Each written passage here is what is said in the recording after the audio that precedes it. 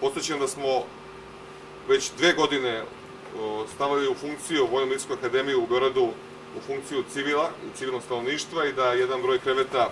praktično koriste civilno stanovništvo, a da od ove godine Vojna bolnica u Nišu i Vojna bolnica u Novom Sadu takođe su u funkciji i da će ova Vojna bolnica praktično ostvarivati nešto manje od 2 miliona eura prihoda na ime toga što će biti u funkciji i civila i civilnog stanovništva. Samim tim će biti omogućeno bolje zdravstveno lečenje svih građana koji gravitiraju u Nišu, što je nama jako važno, imajući u vidu da je Niš za nas veoma važan bezbednosni i odbrambeni centar naše zemlje.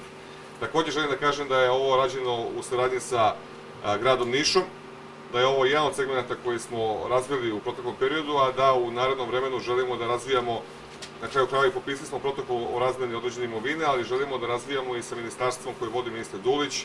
grad Niš, i da Vojska Srbije i Ministarstvo odbrane bude prepoznata kao razvojna komponenta i na jugu Srbije. Podsjećam da smo mi najveću investiciju koju smo imali u toku poslednjih 5 ili 6 godina praktično ostvarili na jugu Srbije, a to je baza Jug, i nastavljamo se razvojem ovog dela Srbije gde smatramo da postoji veliki resurs za poboljšanje naših odbrambenih operativnih sposobnosti u svim segmentima naše odbrane.